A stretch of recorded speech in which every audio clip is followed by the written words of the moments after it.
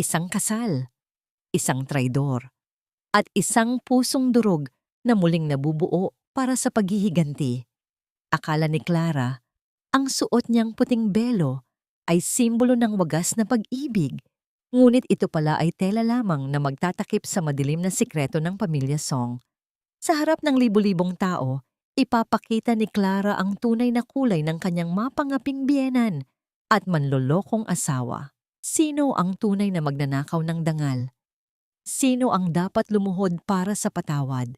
Magsisimula ang lahat sa isang video na dudurog sa isang imperyo. Anak, huwag mong kalilimutan na ang tanging dahilan kung bakit natin siya pinagtitiisan ay dahil sa mga huling disenyo ng kapatid niya. Kapag nakuha na natin ang pirma niya sa mga dokumento ng paglilipat ng intellectual property, pagkatapos ng kasal, wala na tayong pakialam sa babaeng yan. She is just a tool, Zihao. Isang hamak na ulilang pinalaki natin sa ating bakuran para lamang pakinabangan ang talino ng kanyang pamilya. Ang boses ni Doña Victoria ay kasing talim ng labaha. Bawat salita ay tila humihiwa sa katahimikan ng pasilyo. Sumagot si Zihao na may kasamang mapanguyam na tawa. Don't worry, Mom. I know my priorities. Pakakasal lang ako kay Clara para sa image ng kumpanya at para makuha ang mga sketches na yon. Pagkatapos nito, bahala na siya sa buhay niya. I can finally be with Lynn openly. At least si Lynn, hindi boring at hindi amoy kusina, gaya ni Clara. Sa labas ng nakapinid na pinto ng library, nakatayo si Clara. Hawak niya ang isang tray ng mainit na sinigang na hipon. Ang paboritong pagkain ni Zihao na 3 oras niyang pinagtuunang lutuin sa kabila ng pagod niya mula sa fitting ng kanyang bridal gown. Ang usok mula sa pagkain ay marahang humahaplos sa kanyang mukha. Ngunit sa halip na init, isang nanunuot na ginaw ang bumalot sa kanyang buong pagkatao. Ang kanyang mga kamay na kanina lamang ay abala sa pag-aayos ng bawat sangkap nang may pagmamahal ay nagsimula ng manginig. Ang tray na gawa sa pilak ay tila naging kasing bigat ng 1 toneladang bato. Bawat tibok ng kanyang puso ay naging isang masakit na pukpok sa kanyang dibdib. Ang singsing sa kanyang daliri, ang huling disenyong ginawa ng kanyang yumaong kapatid para sa kanyang kasal, ay biglang naging parang isang tanikalang sumasakal sa kanyang kaluluwa. Tiningnan niya ang pintuan ng silid, kung saan ang lalaking pinagkatiwalaan niya ng kanyang buhay at ang pamilyang itinuring niyang sarili ay kasalukuyang nagpaplano ng kanyang pagguho. Walang luhang pumatak mula sa kanyang mga mata. Sa halip naramdaman niya ang isang tuyot na sakit sa kanyang lalamunan, isang bara na tila hindi niya malunok.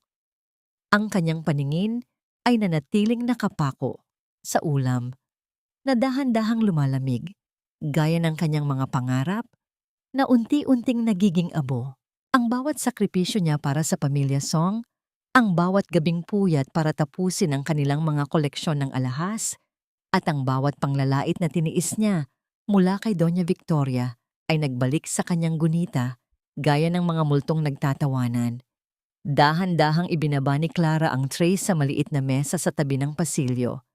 Ang pagdampi ng tray sa kahoy ay hindi lumikha ng anumang ingay dahil ang kanyang bawat kilos ay naging kasing banayad ng isang anino.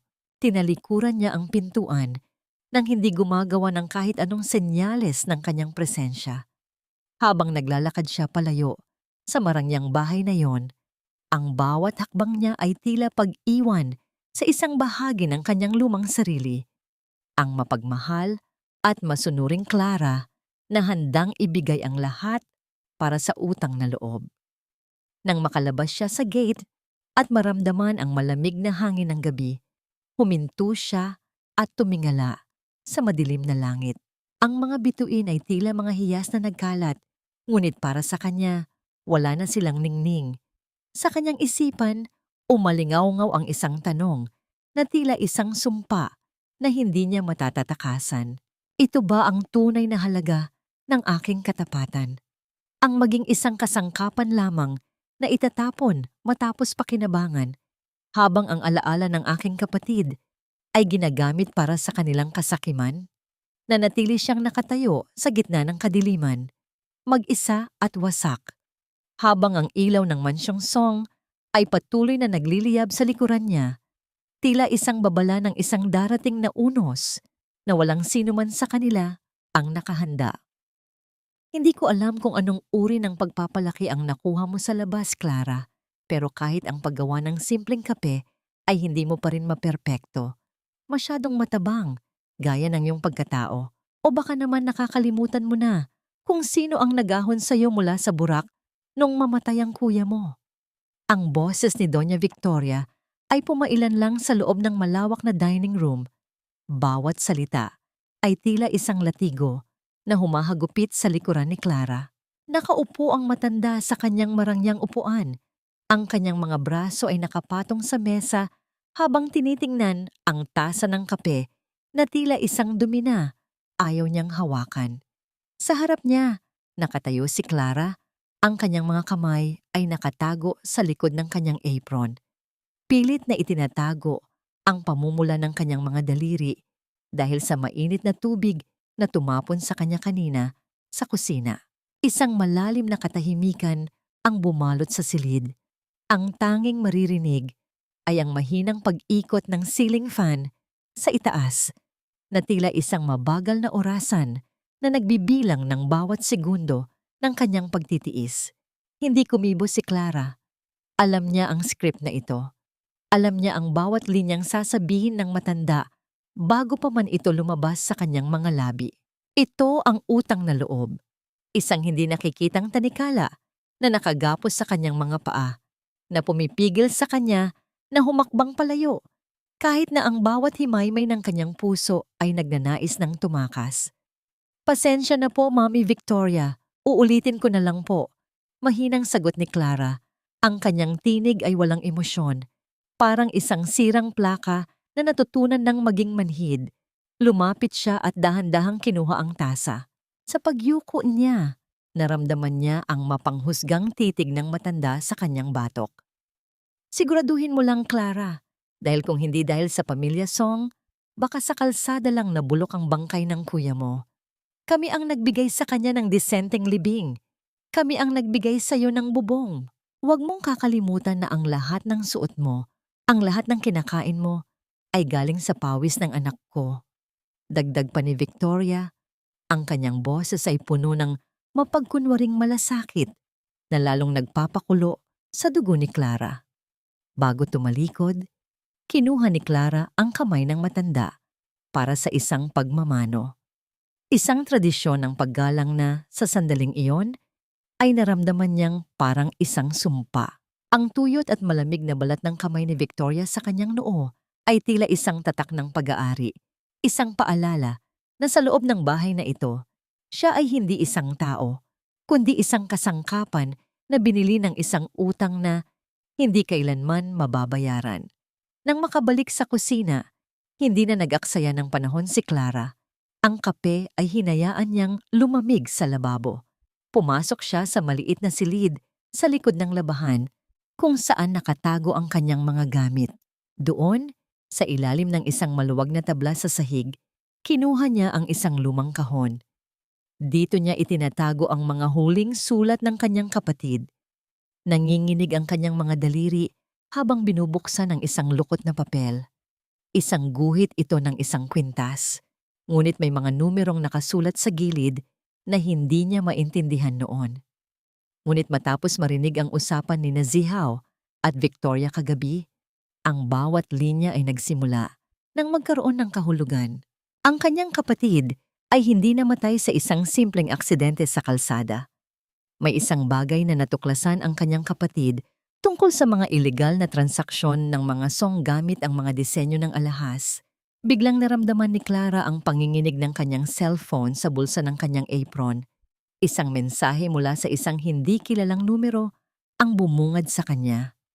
Clara, huwag kang magtitiwala sa kahit kanino sa mansyong yan. Ang sketchbook ng kuya mo ay hindi nawawala. Ninakaw ito ng taong huling nakakita sa kanya bago ang aksidente. Mag-ingat ka. Ang kanyang puso ay tila tumigil sa pagtibok. Ang bawat bahagi ng kanyang katawan ay naging kasing tigas ng bato habang binabasa ang mensahe ng paulit-ulit. Sino ang taong ito?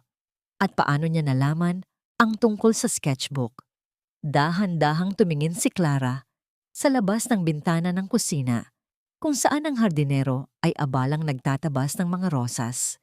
Ang bawat gunita ng kanyang kapatid ay tila nagbabalik, hindi bilang isang masakit na alaala, kundi bilang isang apoy na nagsisimulang magliyab sa kanyang kaluluwa. Ang pagtitiis ay may hangganan, at ang utang na loob ay hindi dapat bayaran ng sariling buhay. Hahawakan niya ang tanikalang ito hanggang sa mawasak niya ang bawat dugtong nito. Hindi na siya ang Clara na yumuyuko sa bawat sigaw. Siya na ang magiging anino na dahan-dahang lalamon sa kanila sa gitna ng kanilanging ningning. Dito na lang ba natapos ang lahat, kuya? Isang pirasong bato na may nakaukit na pangalan, ngunit walang katarungang kalakip. Ang bulong ni Clara ay tinangay ng mahinang hangin sa loob ng sementeryo. Nakaluhod siya sa harap ng puntod ng kanyang kapatid. Ang kanyang mga daliri ay marahang hinahaplos ang malamig na marmol. Ang sikat ng araw ay matindi, ngunit para kay Clara, ang bawat sinag nito ay tila hindi kayang pasukin ang dilim na bumabalot sa kanyang puso. Sa puntod na ito, walang marangyang bulaklak mula sa pamilya Song, walang kahit anong bakas na minsan silang naging bahagi ng buhay ng taong nakahimlay dito. Ang tanging naroon ay ang kanyang sarili at ang bigat ng mga sikretong unti-unting nabubunyag. Isang anino ang dahan-dahang lumapit at tumayo sa kanyang likuran. Hindi lumingon si Clara, ngunit naramdaman niya ang isang pamilyar at payapang enerhiya na malayo sa mapanirang aura ni Zihao. Narinig niya ang marahang pagtapak ng mga sapatos sa tuyong damo, isang tunog na nagpapahiwatig ng paggalang at hindi ng pagmamadali. Clara, alam kong darating ka ngayon. Ito ang kaarawan niya, hindi ba? Ang boses na yon ay malalim at puno ng hinahon. Lumingon si Clara at nakita si Leandro, ang matalik na kaibigan ng kanyang kapatid noong kabataan nila, na ngayon ay isa ng tanyag na abogado. Nakasuot ito ng simpleng barong. Ang kanyang mga mata ay nagpapakita ng isang uri ng lungkot na tila matagal na ring kinikimkim. Sa loob ng maraming taon, si Leandro ang nanatiling koneksyon ni Clara sa mundong labas ng mansyon ng mga Song. Ang tanging tao na tumitingin sa kanya, hindi bilang isang katulong, kundi bilang isang kaibigan. Hindi nakasagot si Clara. Sa halip, ang kanyang mga labi ay nanginig at ang mga luhang kanina pa niya pinipigilan ay dahan-dahang pumatak. Agad na dumukot si Leandro ng isang malinis at puting panyo mula sa kanyang bulsa at iniabot ito sa kanya. Ang panyo ay amoy sariwang labada at katatagan, isang maliit na kilos ng kabaitan na matagal nang ipinagkakait sa kanya sa loob ng tahanan ni Zihao. Sa sandaling iyon, naramdaman ni Clara na hindi siya kailangang magpanggap na matatag sa harap ng lalaking ito. Salamat, Leandro. I feel so lost, mahinang sabi ni Clara habang pinupunasan ang kanyang pisngi. Ang bawat hikbi niya ay tila isang pagpapakawala ng lahat ng sakit na tiniis niya sa harap ni Doña Victoria. Naupo si Leandro sa tabi niya sa damuhan, walang pakialam kung marumihan ang kanyang mamahaling pantalon. Clara, I've been looking into your brother's case again. May mga bagay na hindi tugma. Ang police report na ibinigay sa iyo ng mga Song noon ay kulang. Sinasabing nawala ng kontrol ang sasakyan niya. Pero ayon sa isang saksi na nahanap ko, may isa pang sasakyan na humahabol sa kanya bago mangyari ang banggaan. Tumingin si Clara kay Leandro. Ang kanyang mga mata ay nanlalaki sa gulat. What are you saying? Na hindi lang basta aksidente ang nangyari? Leandro, sinabi ni Zihao na sila ang nag-asikaso ng lahat dahil wala akong kakayahan noon. Sabi nila, malinis ang imbestigasyon. Isang mapait na ngiti ang sumilay sa mga labi ni Leandro. Iyon ang gusto nilang paniwalaan mo, Clara. Ginamit nila ang iyong kahinaan at utang na loob para busalan ang katotohanan. Marami silang itinago at sa tingin ko, may kinalaman yon sa mga sketches na hawak ng kuya mo bago siya mamatay. Napansin ni Clara ang isang bahagi ng puting sobre na nakasilip sa bulsa ng Amerikana ni Leandro. Tila may balak itong ibigay sa kanya ngunit nag-aalinlangan. Ang misteryosong pagkilos na ito ni Leandro ay nagdulot ng isang bagong uri ng kaba sa kanyang dibdib. Bakit tila may itinatago rin ang tanging taong pinagkakatiwalaan niya? Tumayo si Leandro at inilahad ang kanyang kamay para tulungan si Clara na bumangon. Ang kanyang hawak ay mahigpit at tila isang pangako ng proteksyon. Ngunit bago sila maghiwalay, tumitig si Leandro ng malalim sa kanyang mga mata, isang titig na puno ng babala at pagmamalasakit. Clara, may hawak akong sulat na iniwan ng kuya mo bago siya mawala. Itinago ko ito dahil alam kong hindi ka pa handa noon at alam kong nasa panganib ka kapag nalaman ito ng mga song. Pero ngayon, nakikita ko sa iyong mga mata na nagsisimula ka ng lumaban. Huminto ang mundo ni Clara sa sandaling iyon. Ang hangin sa paligid ay tila tumigil sa pag-ihip. Ang bawat salita ni Leandro ay parang isang susi na nagbubukas sa isang pinto na matagal nang nakasara. Clara, kailangan kitang tanungin bago ko ibigay sa iyo ang lahat ng ebidensya. Handa ka bang malaman ang buong katotohanan? Kahit na ang ibig sabihin nito ay mawawasak ang lahat ng pinaniniwalaan mo tungkol sa taong pakakasalan mo? Ang tanong na yon ay naiwan sa hangin, mabigat at mapanganib. Habang si Clara ay nakatayo sa pagitan ng kanyang masakit na nakaraan at ng isang madilim na hinaharap na puno ng paghihiganti. Ito ang para sa magiging anak natin, Clara. Para sa kinabukasan nating dalawa. Hindi mo ba gustong makita na ang pangalan ng pamilya mo ay nakaukit sa pinakasikat na koleksyon ng alahas sa buong Asya? Ang boses ni Zihao ay puno ng tamis, kasing tamis ng asukal, na unti-unting lumalason sa isang sugat. Nakatayo siya sa likuran ni Clara. Ang kanyang mga braso ay dahan-dahang pumulupot sa bewang ng dalaga, habang sila ay nakaharap sa salamin ng silid-tulugan. Sa bawat salitang binibitawan niya, nararamdaman ni Clara ang init ng hininga nito sa kanyang leeg. Isang pakiramdam na dati ay nagbibigay sa kanya ng tinatawag na kilig. Ngunit ngayon ay nagdudulot na lamang ng matinding pangingilabot. Tiningnan ni Clara ang kanilang refleksyon sa salamin. Nakita niya ang isang lalaking may perpektong ngiti, isang lalaking tila isang prinsipe sa mga kwentong pambata. Ngunit sa likod ng mga matang yon, wala siyang makitang pag-ibig. Ang nakikita lamang niya ay ang refleksyon ng isang mangangaso na tinitingnan ang kanyang huling-huli. Ang bawat haplos ni Zihao sa kanyang balikat ay tila paggapang ng isang malamig na uod na nag-iiwan ng malagkit na bakas ng pandaraya. Zihao, ang mga sketches na yon, iyon na lang ang natitira sa akin mula kay kuya.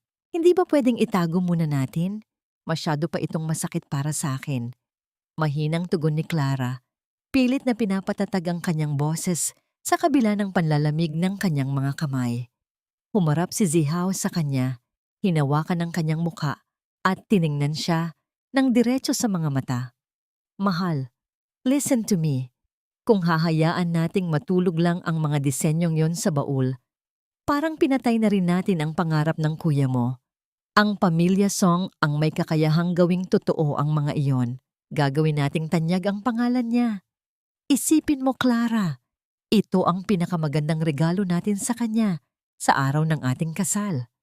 Isang matalim na sakit ang gumuhit sa dibdib ni Clara. Ginamit na naman nito ang alaala ng kanyang kapatid para manipulahin siya. Ang bawat pangako ni Zihao ay tila isang matalim na karayom na dahan-dahang itinutusok sa kanyang puso. Sinisira ang bawat natitirang tiwala na meron siya. Nais niyang sumigaw. Nais niyang isampal sa mukha nito ang lahat ng narinig niya sa labas ng library. Ngunit alam niyang kailangan niyang maging matalino. Dahan-dahang kumalas si Clara sa yakap ni Zihao at lumapit sa bintana. Ang marahang pagaspas ng mga dahon sa labas ay tila isang malungkot na awit ng pakikiramay. Hindi siya kumibo. Hinayaan niyang mapuno ang silid ng isang mabigat na katahimikan. Isang katahimikan na punong-puno ng mga hindi sinabing katotohanan. Nang gabing iyon, nagkunwari si Clara na mahimbing na natutulog. Pinakinggan niya ang bawat tunog sa loob ng madilim na silid. Ang regular na paghinga ni Zihao sa tabi niya ay dahan-dahang nagbago hanggang sa narinig niya ang marahang pagbangon nito. Hindi gumalaw si Clara. Pinigil niya ang kanyang paghinga habang nararamdaman ang bawat kilos ng lalaki. Narinig niya ang marahang pagtapak ng mga paa ni Zihao sa makapal na alpombra patungo sa sulok ng silid kung saan nakalagay ang kanyang personal na vault, ang taguan ng kanyang mga pinakaiingatang dokumento at ang sketchbook ng kanyang kapatid. Ang bawat tunog ng pagpihit sa bakal na kandado ay tila isang malakas na kulog sa pandinig ni Clara. Dahan-dahang iminulat ni Clara ang kanyang mga mata sa gitna ng kadiliman. Ang anino ni Zihao ay nakayuko sa harap ng vault. Ang tanging liwanag ay nagmumula sa maliit na flashlight ng kanyang cellphone. Nakita ni Clara ang pagnanasa sa mga kilos ni Zihao, ang pagmamadaling makuha ang isang bagay na hindi sa kanya. Dahan-dahang bumangon si Clara, ang kanyang bawat galaw ay walang nililikhang ingay, gaya ng isang multong naghahanap ng hustisya. Tumayo siya sa likuran ni Zihao. Ang kanyang mga mata ay nanlalamig habang pinagmamasdan ang pagtatraidor na nagaganap sa harap mismo ng kanyang mga mata. May hinahanap ka ba, Zihao? O baka naman nakalimutan mo lang ang password ng sarili mong katapatan? Ang boses ni Clara ay malamig at matalim, tila isang patalim na bumaon sa likuran ni Zihao. Ang flashlight sa kamay ng lalaki ay bumagsak sa alpombra, naglilikha ng isang madilim at gumagalaw na anino sa dingding na tila isang halimaw na nagising mula sa mahabang pagkakahimbing. Napalingon si Zihao. Ang kanyang mukha ay maputla at puno ng gulat sa gitna ng malamlam na liwanag. Habang si Clara ay nakatayo sa kanyang harap, hindi na ang babaeng madaling linlangin, kundi isang biktima na handa ng maningil. "Huwag kang mahiya, Clara. Dito ka sa tabi ko. Gusto kong makita ng lahat ang bunga ng aming kawanggawa." Ang boses ni Doña Victoria ay umalingaw-ngaw sa gitna ng malawak na ballroom ng mansyon. Nakasuot ang matanda ng isang pulang gown na tila nagliliyab sa ilalim ng mga dambuhalang chandelier, habang si Clara ay nakatayo sa tabi niya. Nakasuot ng isang simpleng asul na sutla na siya ring pinili ng matanda para sa kanya. Ang bawat kislap ng mga hiyas sa leeg ng mga panauhin ay tila mga matatalim na mata na sumusuri sa bawat galaw ni Clara. Ang tunog ng mga kubyertos na tumatama sa mga mamahaling plato ay naging isang nakakabinging musika ng paghuhusga. Ngumiti si Victoria sa mga panauhin, mga negosyante, politiko, at mga kilalang tao sa lipunan. Hawak niya ang braso ni Clara ng mahigpit, isang hawak na tila isang bakal na kumpit na bumaon sa balat ng dalaga. Sa kabilang dako, nakatayo si Zihao na may hawak na baso ng alak. Ang kanyang mukha ay puno ng pagmamalaki habang tinatanggap ang mga papuri para sa bagong koleksyon ng alahas na ang totoo ay si Clara ang nagpuyat at naghihirap na buuin. "Alam niyo ba?" Panimula ni Victoria. Ang kanyang boses ay naging malambing ngunit may kalakip na lason. "Noong mamatay ang kapatid ni Clara, natagpuan namin siyang nag-iisa sa kalsada, walang matuluyan, walang makain. Isang batang sawimpalad na tila itinapon na ng tadhana. Ngunit ang pamilya Song ay may malambot na puso. Tinanggap namin siya, binihisan at itinuring na parang sariling amin." Naramdaman ni Clara ang pag-init ng kanyang mga pisngi. Ang bawat salita ni Victoria ay tila isang paghuhubad sa kanyang dignidad sa harap ng maraming tao. Ang mga bulungan ng mga panauhin ay nagsimulang kumalat, gaya ng isang mabilis na apoy. Nakita niya ang mga tingin na puno ng awa Ang mga ngiting tila nangungutya at ang mga matang nagsasabing hindi siya kailanman magiging kabilang sa kanilang mundo. Tumingin si Clara kay Zihaw, umaasang makakakuha ng kahit maliit na suporta. Ngunit ang lalaki ay abala sa pakikipagtawanan sa isang magandang modelo sa kabilang panig ng mesa. Ang sakit na naramdaman ni Clara ay hindi na lamang isang kirot. Ito ay naging isang malalim at madilim na hukay sa kanyang dibdib. Ang pagkaing nasa harap niya ay tila naging abo sa kanyang panlasa. Ang hangin sa loob ng ballroom ay naging kasing bigat ng tingga na tila sumasakal sa bawat hininga niya. Kaya naman, pagpapatuloy ni Victoria habang itinataas ang kanyang baso, sa darating na kasal, hindi lang ito pag-iisang dibdib ni Zihaw at Clara. Ito ay simbolo ng kabutihang loob ng pamilya Song. Isang paalala na kahit ang isang hamak na ulila ay maaring magkaroon ng maningning na kinabukasan kung may isang pamilyang handang magbigay ng limos.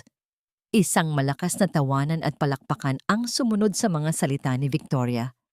Ang bawat pagtama ng mga palad ay tila isang sampal sa mukha ni Clara. Ang mga luha ay nagsisimulang mamuo sa kanyang mga mata, ngunit pinilit niyang huwag itong hayaang pumatak.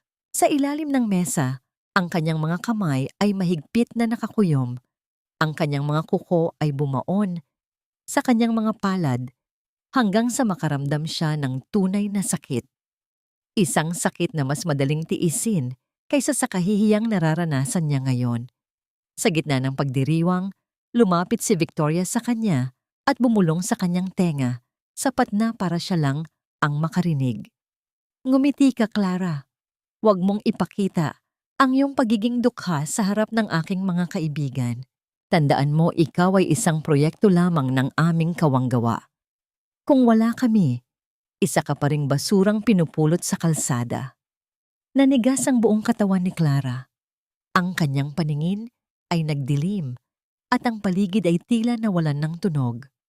Ang bawat hibla ng kanyang pagkatao ay sumisigaw ng katarungan, ngunit ang kanyang bibig ay nanatiling nakapinid. Dahan-dahang itinaas ni Clara ang kanyang ulo. Ang kanyang mga mata ay nagtagpo sa mga mata ni Victoria.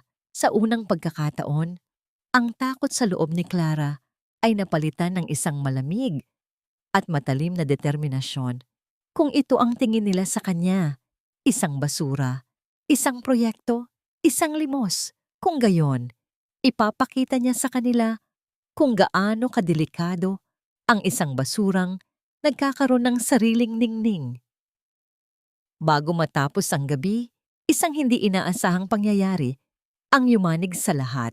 Isang malaking screen sa likuran ng entablado na dapat ay magpapakita ng mga larawan ng charity works ng Pamilya Song ay biglang nag-iba ng kulay. Isang dokumento ang lumitaw sa screen. Isang dokumentong may pirma ni Doña Victoria na nag-uutos ng paglilipat ng lahat ng ari-arian ng kapatid ni Clara sa ilalim ng pangalan ng mga Song. Bago pa man ito mailibing, ang katahimikan sa loob ng ballroom ay naging kasing bigat ng isang libingan, habang ang lahat ng mata ay dahan-dahang lumipat mula sa screen patungo sa namumutlang mukha ni Doña Victoria. Technological glitch lang yon. Isang malisyosong pag-atake mula sa mga kalaban ng ating kumpanya upang sirain ang reputasyon ng Pamilya Song bago ang kasal. Ang sigaw ni Doña Victoria ay umalingaw-ngaw sa buong pasilyo ng mansyon pagkalipas ng ilang oras matapos ang gulo sa ballroom. Kahit madilim na ang paligid, ang kanyang boses ay tila kuryenteng gumagapang sa mga pader. Puno ng takot na pilit itinatago sa likod ng galit. Sa loob ng silid, nakatayo si Clara, tahimik na tinitingnan ang matanda na kasalukuyang nagpapalakad-lakad. Ang mukha nito ay maputla sa ilalim ng malamlam na ilaw ng lampada. Walang imik si Clara habang pinupunasan ang sapatos ni Victoria na nabasa ng alak kanina. Isang gawaing nakasanayan na niya, isang gawaing nagpapakita ng kanyang huwad na katapatan. Nang makaalis ang matanda, dahan-dahang naglakad si Clara patungo sa kanyang munting atelier sa itaas na bahagi ng mansyon. Ito ang tanging lugar kung saan nararamdaman niyang malaya siya, ang tanging silid kung saan ang amoy ng metal at ang init ng apoy ay nagbibigay sa kanya ng kapayapaan. Binuksan niya ang ilaw at tumambad ang kanyang mga kagamitan, ang mga plais, ang maliit na martilyo, at ang mga piraso ng ginto na naghihintay na mahubog. Kinuha niya ang sketchbook ng kanyang kapatid na itinatago niya sa loob ng isang lumang unan. Hinaplos niya ang bawat guhit, ang bawat disenyo na ninakaw at binababoy ng pamilya Song sa loob ng maraming taon. Ang kanyang puso ay tumitibok ng mabilis, hindi dahil sa takot, kundi dahil sa isang misyong na ngayon ay mayroon ng pangalan. Sinimulan niyang tunawin ang isang piraso ng pilak. Ang tunog ng apoy na lumalamon sa metal ay tila isang bulong ng pag-asa sa gitna ng katahimikan. Ito ang magiging simula ng kanyang koleksyon, ang Vengeance Collection. Hindi ito para ibenta, hindi ito para sa pera. Ito ay mga alahas na bawat disenyo ay may nakatagong ebidensya ng pagnanakaw ng mga Song. Bawat hiyas na ilalagay niya ay magsisilbing isang mitya na magpapasabog sa kanilang kasinungalingan. Ang bawat pagtama ng kanyang martilyo sa pilak ay naglilikha ng isang ritmo ng determinasyon, isang tunog na sumasalamin sa bawat sakit na tiniis niya. Habang abala sa paggawa, isang marahang kaluskos ang narinig ni Clara mula sa labas ng kanyang pinto. Agad niyang itinago ang sketchbook at pinatay ang apoy. Dahan-dahan siyang lumapit sa pinto at bahagya itong binuksan. Nakita niya ang isang aninong mabilis na dumaan sa pasilyo patungo sa dulo ng kabilang wing ng mansyon. Ang silid kung saan itinatago ni Victoria ang kanyang mga pinakalumang dokumento. Dala ng kuryosidad at kaba, sinundan ni Clara ang anino. Nanatili siyang nakadikit sa pader. Ang kanyang bawat hakbang ay maingat na hindi gumagawa ng ingay gaya ng isang pusa sa dilim. Huminto siya sa tapat ng library at doon narinig niya ang boses ni Victoria na tila isang bulong mula sa impyerno. May kausap ito sa telepono. Ang boses ay puno ng panginginig at pagmamadali. Siguraduhin mong wala nang matitirang bakas ng mga original blueprints na yon. Sunugin mo ang lahat ng nasa storage room sa lumang warehouse. At iyong dating Draper na nakakita sa nangyari sa aksidente ni Gabriel, hanapin mo siya. Huwag mong hahayaang makapagsalita pa siya. Kailangang matapos ang lahat bago ang araw ng kasal. Ang bawat salita ni Victoria ay tila isang malamig na tubig na ibinuhos sa buong katawan ni Clara. Ang kanyang kapatid, si Gabriel, ay hindi lang basta naging biktima ng aksidente. Siya ay pinatahimik. Ang panginginig ng mga kamay ni Clara ay naging matindi. Kailangan niyang humawak sa gilid ng pader upang hindi matumba. Ang hangin sa kanyang paligid ay tila naglaho. Ang kanyang dibdib ay sumikip sa matinding galit at pait. Dahan-dahang lumayo si Clara. Ang kanyang isipan ay naglalayag sa gitna ng isang bagyo ng mga tanong at plano. Hindi niya alam na habang siya ay paalis, isang pares ng mga mata ang nakatingin sa kanya mula sa madilim na sulok ng pasilyo.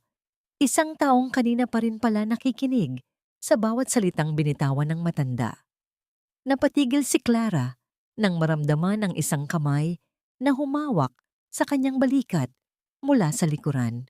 Ang malamig na haplos na yon ay nagpadala ng matinding kilabot sa kanyang buong pagkatao, tila isang babala na ang kanyang pag-iimbestiga ay hindi na lamang isang lihim.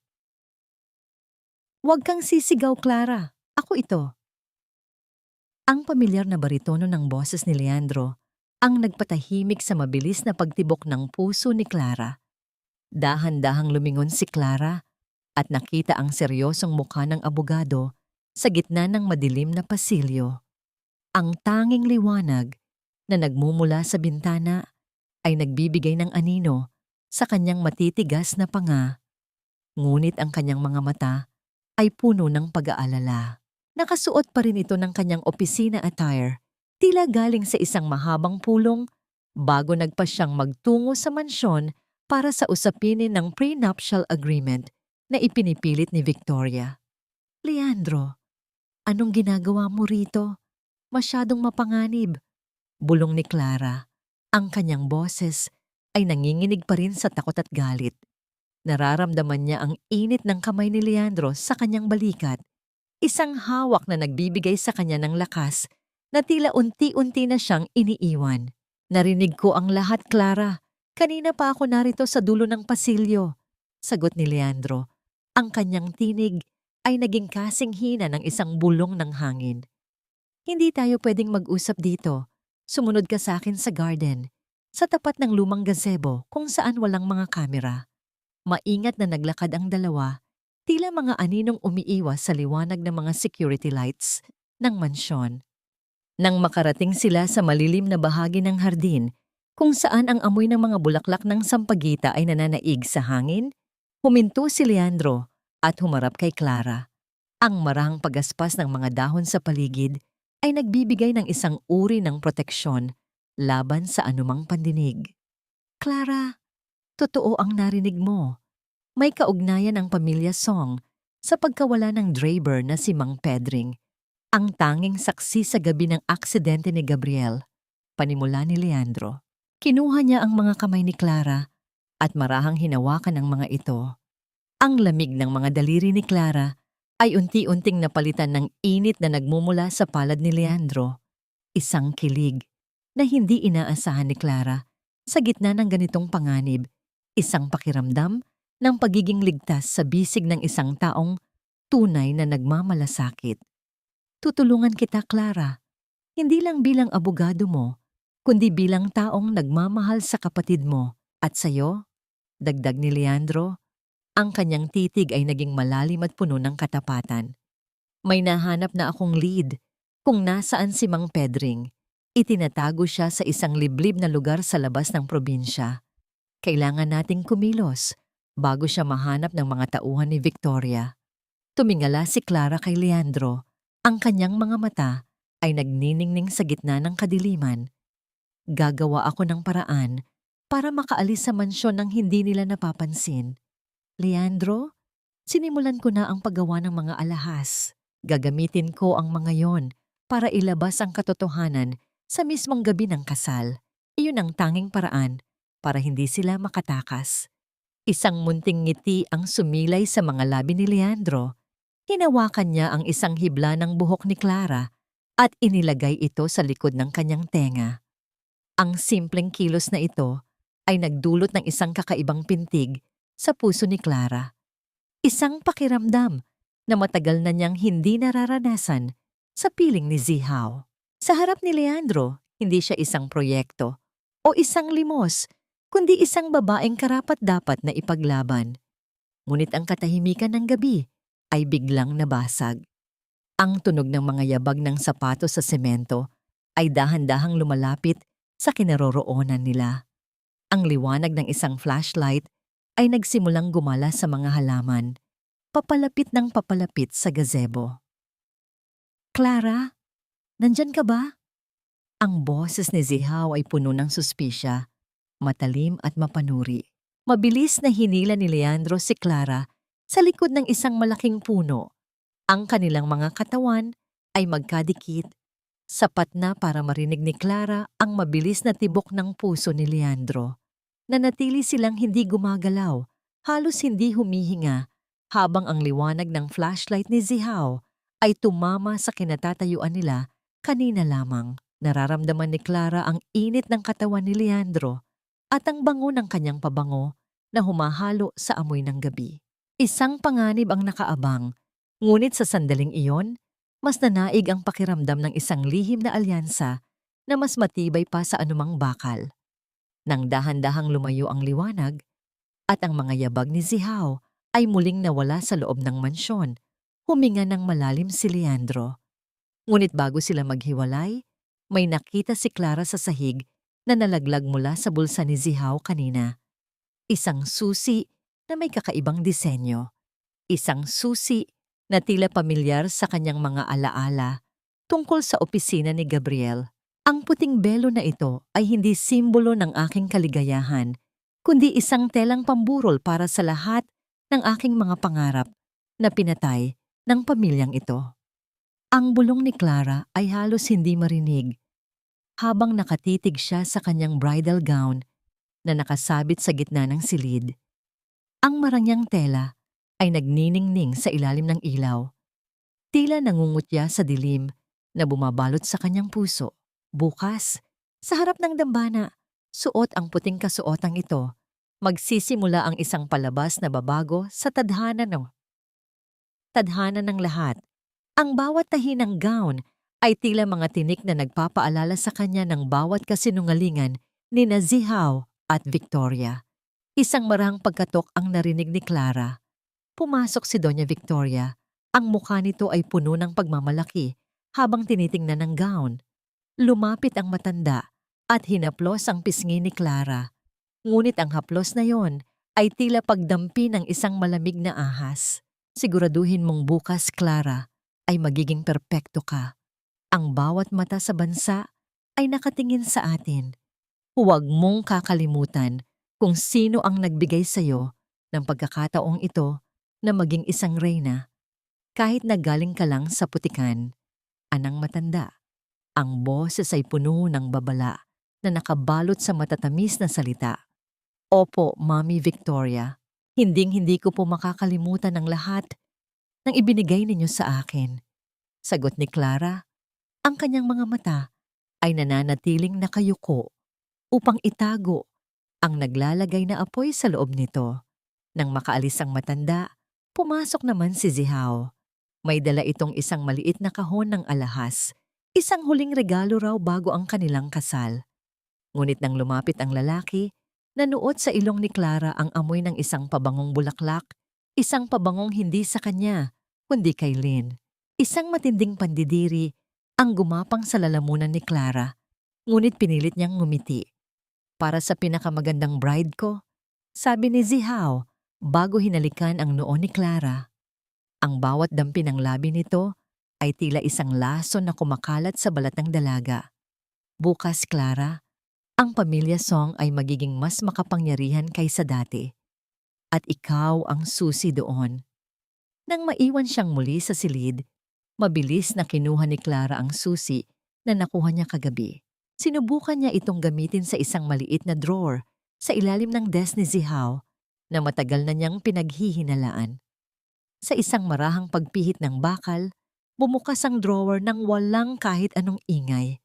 Sa loob, natagpuan niya ang isang itim na recorder at ilang mga dokumentong may tatak ng kumpanya ng kanyang kapatid. Nanginginig ang kanyang mga kamay habang binubuksan ng mga ito. Doon niya nakita ang katotohanan, ang mga plano ni Zihaw na ibenta ang lahat ng assets ni Gabriel sa isang foreign investor matapos makuha ang pirma ni Clara sa prenuptial agreement. Sa gitna ng kanyang pagbabasa, biglang umilaw ang kanyang cellphone na nakalagay sa ibabaw ng kama. Isang mensahe mula sa isang hindi kilalang numero ang pumasok, ngunit alam ni Clara kung kanino ito galing dahil sa tono ng pananalita nito. Isang larawan ang kalakip ng mensahe, ang larawan ni Zihaw at Lynn na magkayakap sa loob ng isang hotel room. Kinuha lamang ilang minuto ang nakalilipas. Ang mensahe sa ibaba ay tila isang matalim na kutsilyo na bumaon sa kanyang puso. Maghanda ka na, honey. See you at the wedding tomorrow. Don't look too pathetic in your white dress. Tandaan mo, ikaw lang ang dekorasyon sa altar, pero ako ang tunay na reyna sa puso ni Zihaw. Enjoy your last night as a bride. Ang cellphone ay dahan-dahang nalaglag mula sa kamay ni Clara patungo sa malambot na alpombra. Ang katahimikan sa loob ng silid ay naging nakakabingi. Tila bawat sulok ay humihinga ng panganib. Ang kanyang paningin ay nanatiling nakatitig sa bridal gown na tila isang puting multo sa dilim. Hindi sumigaw si Clara, hindi rin siya umiyak. Sa halip, isang malamig na tawa ang lumabas sa kanyang mga labi. Isang tawa na puno ng pait at determinasyon. Ang bawat hibla ng kanyang pagkatao ay handa na para sa darating na bukas. Kung nais nilang gawin siyang dekorasyon. Gagawin niyang isang madugong entablado ang altar kung saan mamamatay ang kanilang karangalan. Dahan-dahan niyang kinuha ang gunting sa tabi ng kanyang sewing kit. Ang kislap ng talim nito sa ilalim ng buwan ay tila isang pangako ng paghihiganti. Ang bawat hakbang ko sa maputing telang ito ay hindi patungo sa isang bagong buhay, kundi isang paglalakad patungo sa libingan ng aking mga kaaway. Ang maringal na tunog ng organo ay nagsimulang pumailan lang sa bawat sulok ng katedral. Isang himig na dapat sana ay puno ng pag-asa, ngunit para kay Clara, ito ay tila isang malungkot na martsa ng kamatayan. Ang pintuan ng simbahan ay dahan-dahang bumukas na nagpapapasok sa matinding liwanag ng araw na tila isang banal na saksi sa trahedyang magaganap. Sa gitna ng liwanag na yon, nakatayo si Clara, isang pananaw ng perfection sa kanyang puting bridal gown. Ang kanyang mukha ay natatakpan ng manipis na belo, sapat upang itago ang lamig sa kanyang mga mata mula sa mapanuring tingin ng mga panauhin. Sa dulo ng mahabang pasilyo, nakatayo si Zihao, mukhang isang perpektong Ginoo sa kanyang itim na terno. Isang ngangiting puno ng pagtatagumpay ang nakaukit sa kanyang mga labi. Sa tabi niya ay si Doña Victoria, nakasuot ng gown na kulay ginto. Ang kanyang mukha ay nagliliwanag sa yabang habang tinitingnan ang proyekto niyang ngayon ay ganap na ring magiging bahagi ng pamilya. Song.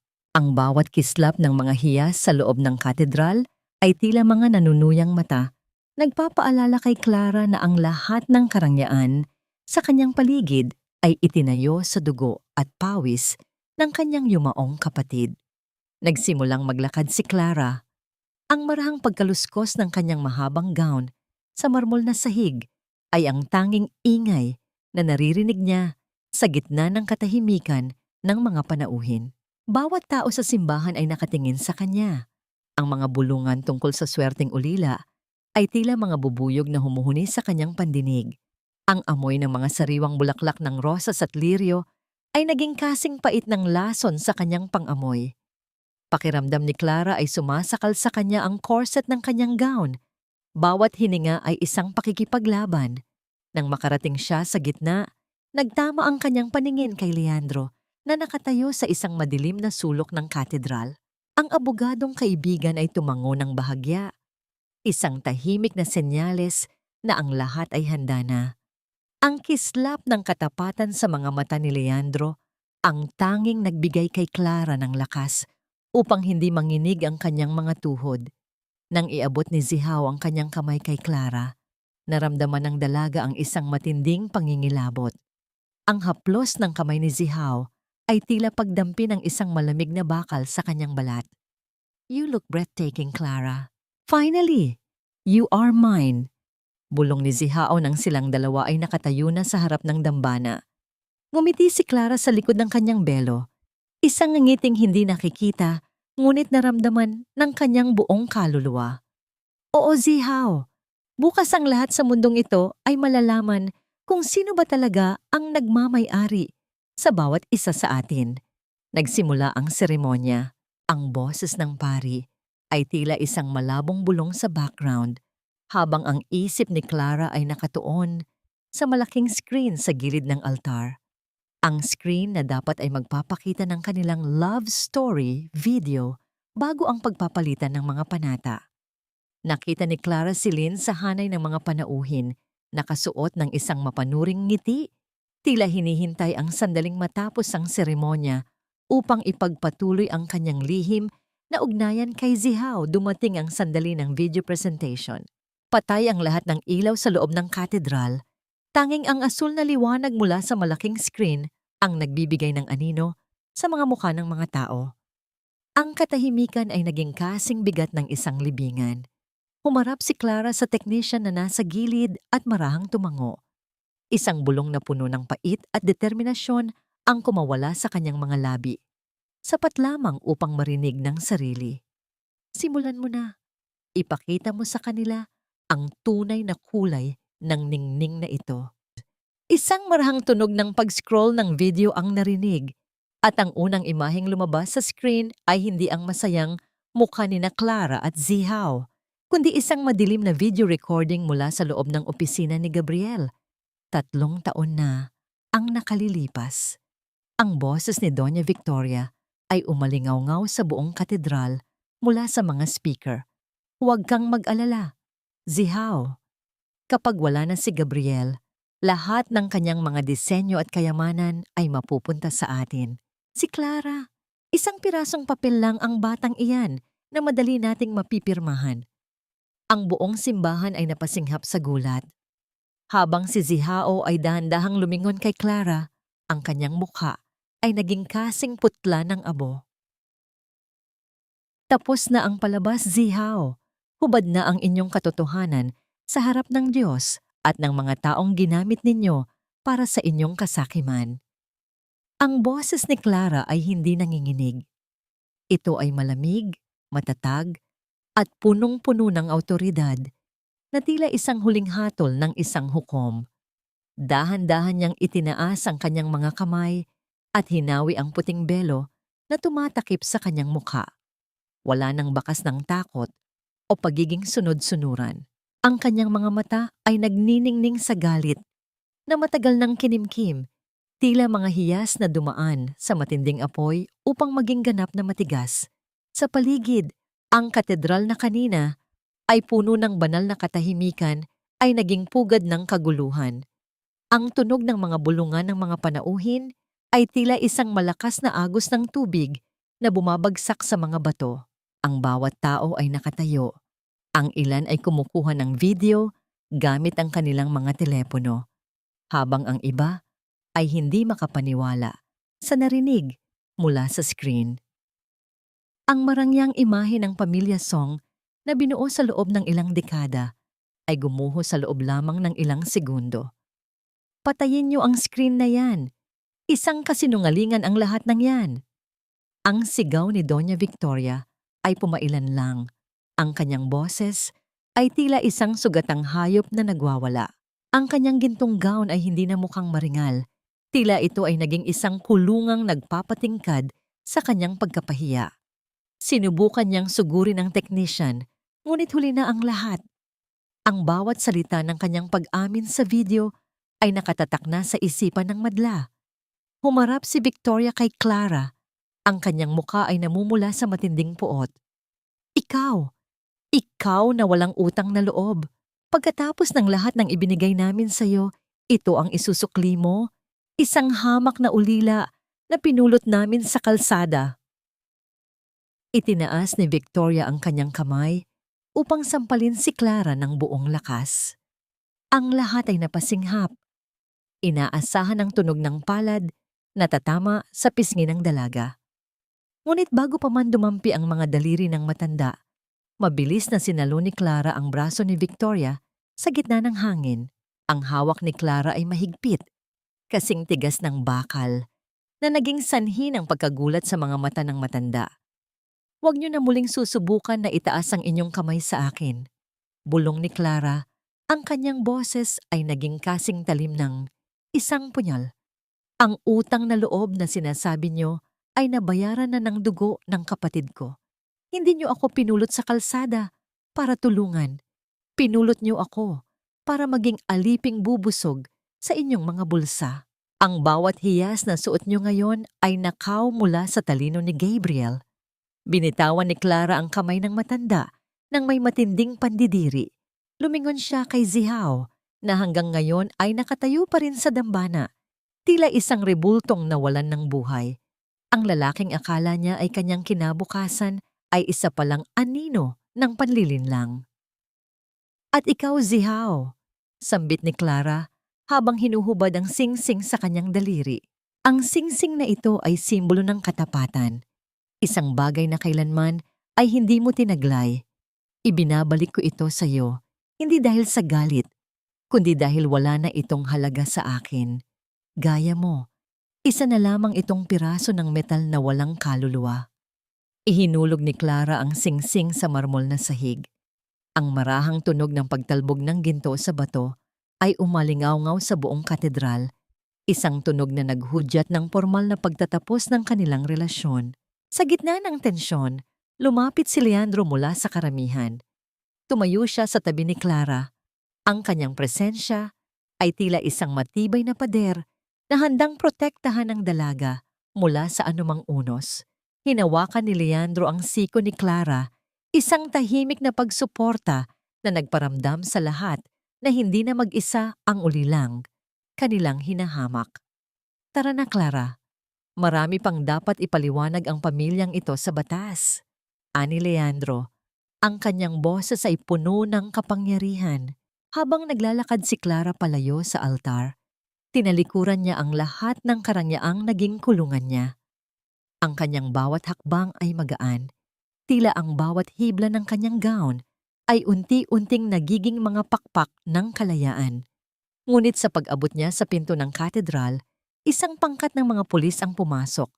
Ang kanilang mga yabag ay naglilikha ng isang seryosong ritmo sa gitna ng kaguluhan. Hinarang ng mga pulis si Zihaw at Victoria. Ang kislap ng mga posas sa ilalim ng ilaw ng simbahan ay naging huling tanawin ni Clara bago siya lumabas patungo sa liwanag ng katotohanan. Habang sumasakay si Clara sa sasakyan ni Leandro, isang boses ang sumigaw mula sa likuran. Si Lynn, ang kabit ni Zihaw, ay nakatayo sa labas ng katedral. Ang mukha ay puno ng takot at panginginig. Clara, maghintay ka. Hindi mo alam ang lahat. May isa pang tao na kasabwat nila na hindi mo pa nakikilala.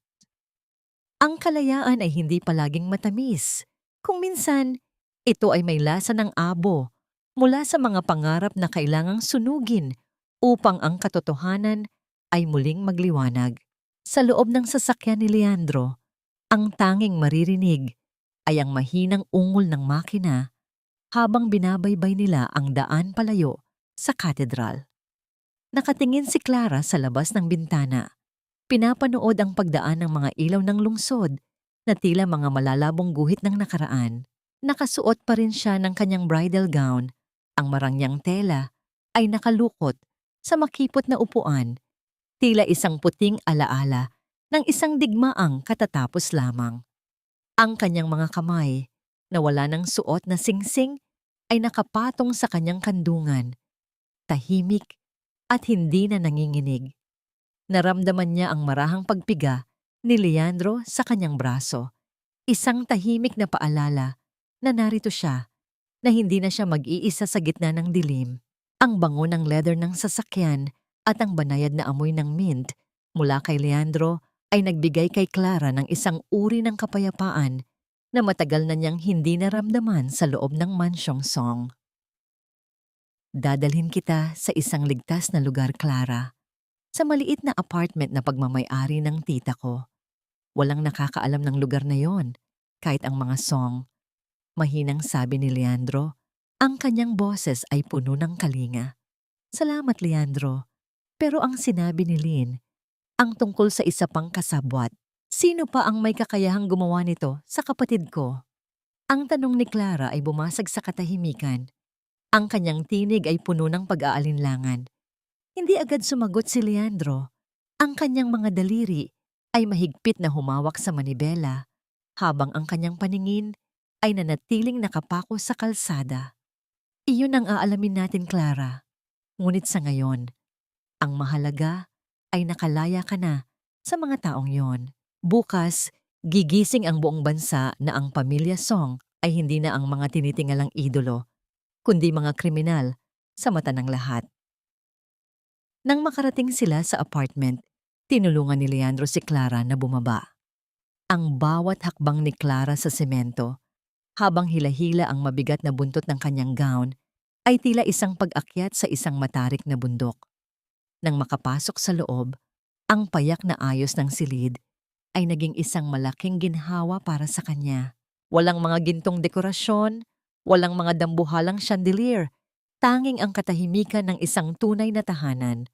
Humarap si Clara sa salamin ng banyo. Dahan-dahan niyang tinanggal ang mga hairpin sa kanyang buhok. Ang bawat piraso ng metal na bumabagsak sa lababo ay naglilikha ng isang matunog na hudyat ng kanyang paglaya. Binuksan niya ang gripo at hinayaang dumaloy ang malamig na tubig sa kanyang mga kamay. Tinitigan niya ang kanyang sarili. Ang mukhang dati ay puno ng pagtitiis.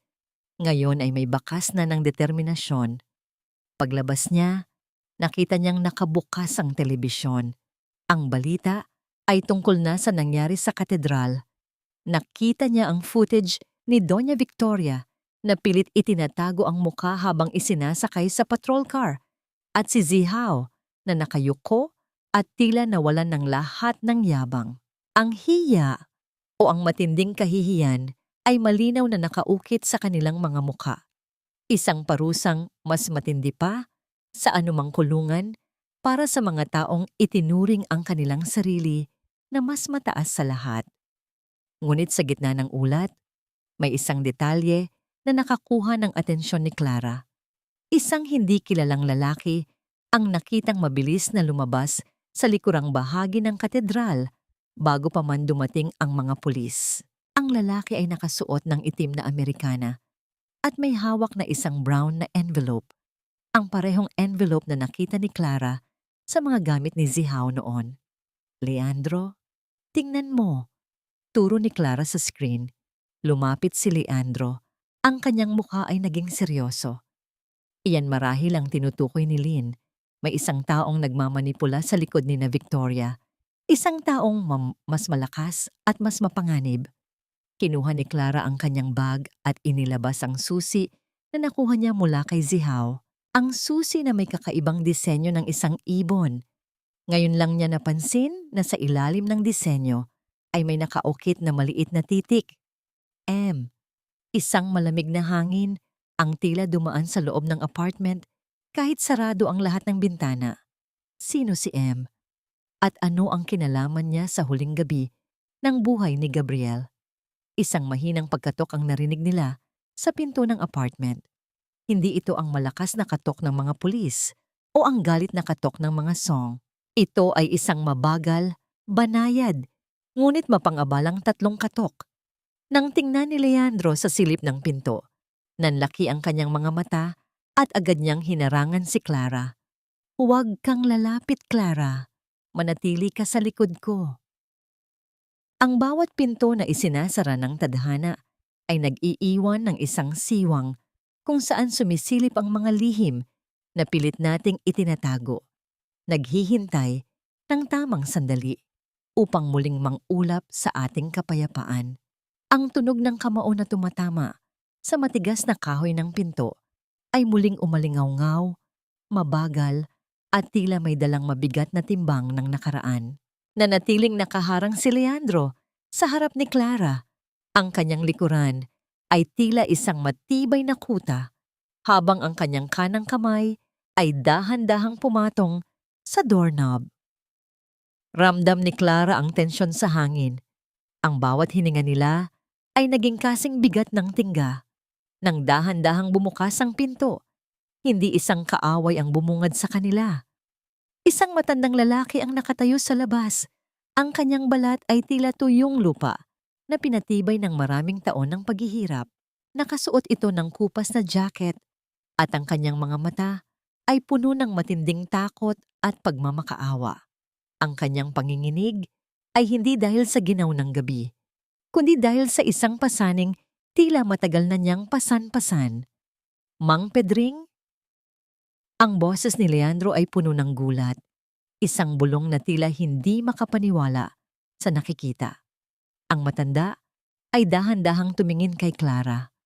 Ang kanyang mga labi ay nanginig bago nakapagsalita. Ma'am Clara, patawarin niyo po ako. Hindi ko na po kayang itago ang bigat na ito sa aking dibdib. Ang inyong kapatid, si Gabriel, hindi ko po siya gustong iwanan sa gitna ng kalsada noong gabing iyon. Napahawak si Clara sa sandalan ng silya. Ang kanyang mga tuhod ay tila naging malambot na kandila. Ang driver na akala ng lahat ay matagal nang pumanaw ay narito sa kanyang harap. Buhay at may dalang mga salitang tila mga punyal na humihiwa sa kanyang mga sugat. Inakay ni Leandro ang matanda papasok at pinaupo ito sa maliit na sofa. Kumuha si Clara ng isang basong tubig at iniabot ito sa matanda. Ang simpleng kilos na ito, sa gitna ng kanyang sariling pighati, ay nagpakita ng ningning ng kanyang pagkatao na hindi kayang lamunin ng anumang galit. Ang pagdampi ng kanilang mga daliri ay nagpadala ng isang kuryente ng realidad na ang kasaysayan ay narito na upang maningil. Sino si Mang Pedring? Sino ang taong nag-utos sa inyo na manahimik? Tanong ni Clara. Ang kanyang boses ay mahinahon, ngunit may talim na hindi pwedeng baliwalain. Si Mariano po. Bulong ni Mang Pedring matapos uminom ng tubig. Ang matalik na kaibigan ng inyong ama. Siya ang na nasa likod ng lahat. Hindi lang ang pamilya Song ang nagnakaw sa inyo. Ginamit ni Mariano ang mga Song upang makuha ang mga lupain at mga hiyas na dapat ay sa inyo at kay Gabriel. Siya ang nagmaneho ng itim na sasakyan na tumama sa kotse ni Gabriel. Ang katahimikan sa loob ng apartment ay naging kasing lalim ng isang balon. Ang pangalang Mariano ay tila isang multong bumangon mula sa limot. Si Mariano, ang taong laging nagpapadala ng mga bulaklak sa puntod ng kanyang ama, ang taong tila isang mapagkalingang tito sa kanyang paningin, ay siya palang tunay na arkitekto ng kanilang pagdurusa. Pagkatapos ng mahabang gabi ng pag-amin, tinulungan ni Leandro si Mang Pedring na makahanap ng matutuluyan sa ilalim ng proteksyon ng kanyang mga tauhan. Naiwang muli sina Clara at Leandro sa gitna ng nagbabadyang bukang liwayway. Clara, hindi ka pwedeng manatili na lang sa pagtatago. Kailangan mong bumangon, hindi bilang biktima, kundi bilang may-ari ng iyong sariling pangalan. Ani Leandro, habang nakatayo sila sa maliit na balkonahe. Lumipas ang ilang linggo. Sa isang maliit na eskinita sa gitna ng lungsod, isang bagong karatula ang isinabit. Simple lamang ito, gawa sa kahoy at may nakaukit na Clara's Legacy, handcrafted jewelry. Sa loob ng atelier, ang amoy ng bagong pinturang pader at ang kislap ng mga gamit sa paggawa ng alahas ay nagbigay kay Clara ng isang bagong uri ng lakas. Dito, ang bawat disenyo ay hindi na nakakulong sa ilalim ng pangalang Song. Dito, ang bawat hiyas ay magsisilbing simbolo ng kanyang muling pagkabuhay, ngunit ang simula ng kanyang paghilom ay tila muling susubukin. Isang umaga, habang iniaayos ni Clara ang kanyang mga display, isang bata ang lumapit sa kanyang pintuan at nag-iwan ng isang maliit na puting sobre. Walang nakasulat na pangalan, tanging ang amoy ng isang pamilyar at matapang na pabango ang nanunuot mula sa papel. Nang buksan ni Clara ang sobre, isang litrato ang nalaglag. Ang litrato ng kanyang bagong shop na may pulang marka ng X sa gitna. Sa likod nito ay may nakasulat na mga salitang tila isang malamig na bulong mula sa dilim. Ang ningning na galing sa abo ay madaling hipan ng hangin. Huwag mong isiping tapos na ang lahat, Clara. Binabantayan kita. Biglang nakarinig si Clara ng isang malakas na tunog ng basag na salamin mula sa likurang bahagi ng kanyang shop. Kasabay nito ang pag-amoy ng gasolina na dahan-dahang gumagapang mula sa ilalim ng kanyang pintuan. Hindi ba talaga sapat ang isang buhay na kinuha ninyo? Kailangan ba pati ang mga pangarap na itinayo mula sa abo ay ubusin din ng inyong kasakiman?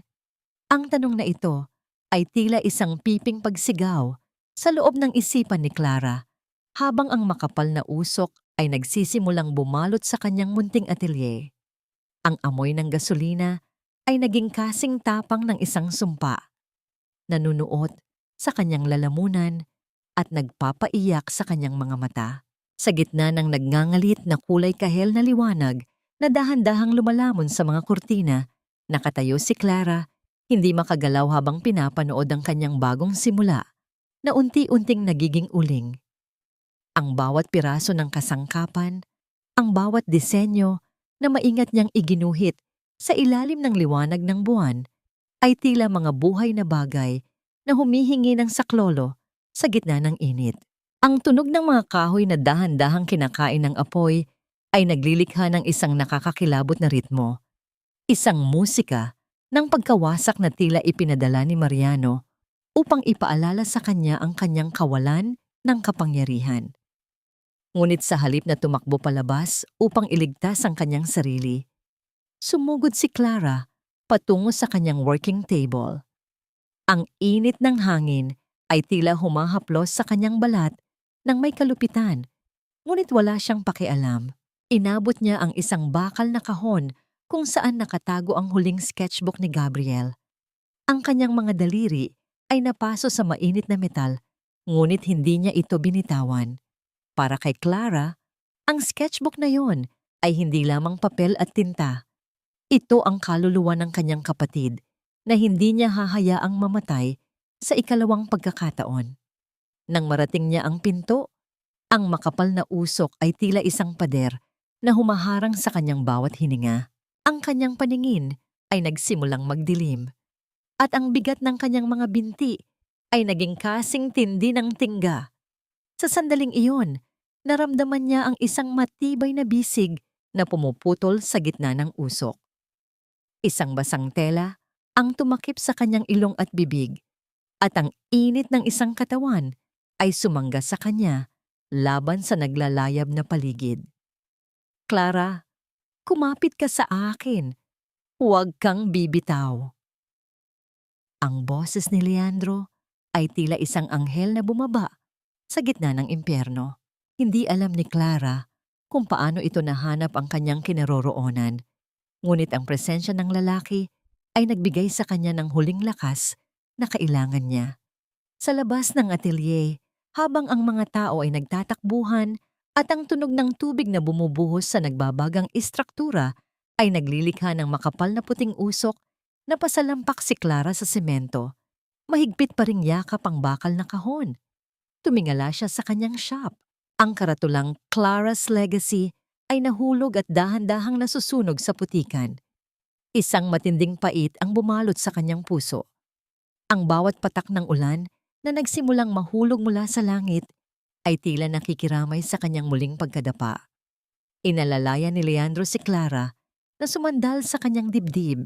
Ang bawat paghinga ni Clara ay naging isang masakit na pagsipsip ng hangin. Ngunit ang init ng kamay ni Leandro na humahawak sa kanyang nanginginig na palad ay nagbigay sa kanya ng kakaibang kapanatagan. Sa gitna ng trahedya, nahanap niya ang kanyang sarili na umiyak. Hindi dahil sa takot, kundi dahil sa pagod na maging matatag ng mag-isa. Hahanapin natin ang may gawa nito, Clara. Ipinapangako ko, hindi ito ang huling kabanata ng iyong legasya. Bulong ni Leandro. Ang kanyang mga mata ay nagniningning sa galit at determinasyon habang tinitingnan ang nasusunog na gusali. Kinabukasan, habang sinusuri nila ang mga labi ng sunog, isang piraso ng tela ang nakita ni Leandro na nakasabit sa isang basag na bintana sa likuran. Hindi ito basta-bastang tela. Ito ay isang bahagi ng isang mamahaling panyo na may nakaburdang titik na M sa gilid. Ngunit hindi lang yun ang nakita nila. Sa ilalim ng mga abo, natagpuan ni Clara ang isang maliit na tracker device na tila sadyang iniwan upang mahanap nila. Nang buksan ni Leandro ang signal ng tracker gamit ang kanyang laptop, isang pulang tuldok ang lumitaw sa mapa. Ang lokasyon nito ay hindi sa mansyon ng mga Song, kundi sa isang abandonadong bodega sa Pantalan. Ang lugar kung saan huling nakita si Mang Pedring bago ito muling nawala kaninang madaling araw. Isang matinding kaba ang bumalot kay Clara. Hindi lang ang kanyang shop ang kinuha ni Mariano. Kinuha nito ang tanging taong maaaring maging susi sa hustisya para sa kanyang kapatid. Leandro, kailangan nating pumunta doon. Ngayon din, ani Clara, ang kanyang boses ay wala ng bakas ng pag-aalinlangan. Ang apoy na tumupok sa kanyang shop ay tila lumipat sa kanyang mga mata, mas matindi at mas mapanganib. Habang papalapit sila sa bodega sa Pantalan, ang amoy ng alat ng dagat at kalawang ay naging kasing bigat ng isang babala. Ang bawat anino sa paligid ay tila nagtatago ng isang kaaway. Nang dahan-dahan nilang buksan ang pintuang bakal, na naglilikha ng isang mahabang tunog ng pagkiskis. Isang nakakabinging katahimikan ang bumati sa kanila. Sa gitna ng malawak at madilim na silid, isang solong silya ang nakatayo sa ilalim ng isang bumbilya. Doon nakaupo si Mang Pedring, duguan at tila wala ng malay. Ngunit sa likod ng matanda, isang anino ang dahan-dahang lumabas, isang lalaking may hawak na baril at isang pamilyar na ngiti na dati ay itinuring ni Clara na mapagkalinga. "Late na kayo sa party, Clara," ani Mariano. Ang kanyang boses ay kasing lamig ng gabi. "Akala ko ba matalino ang kapatid mo? Mukhang nagmana ka sa kanya. Masyado kayong nagtitiwala sa ningning. Nakakalimutan ninyong ang pinakamahalagang hiyas ay laging itinatago sa ilalim ng dugo." Biglang sumara ang pintuang bakal sa likuran ni na Clara at Leandro. Kasunod ang tunog ng isang mekanismong naglalak mula sa labas. Sa kabilang dako ng bodega, isang timer ang nagsimulang mag-countdown sa itaas ng ilang mga tangke ng gas at ang boses ni Mariano ay muling narinig mula sa isang speaker sa itaas. "May 10 minuto kayo para piliin ang buhay ng saksi, ang sketchbook ni Gabriel o ang inyong sariling mga buhay. Good luck, Clara."